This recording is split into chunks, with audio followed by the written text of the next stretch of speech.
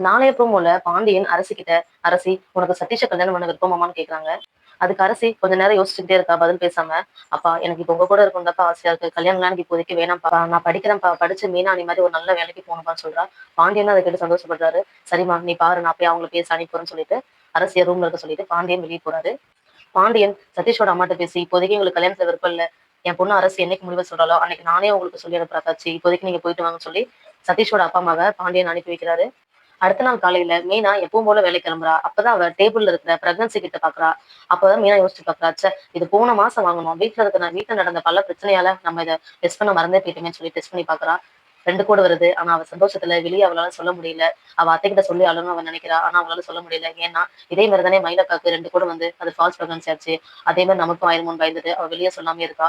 அவளால இப்ப ஆபீஸ்க்கு லீவு கேட்டாலும் லீவும் அவளால போட முடியாது. ஏன்னா இன்னைக்கு அவளுக்கு வந்து ஆபீஸ்ல இன்ஸ்பெக்ஷன் வராங்க.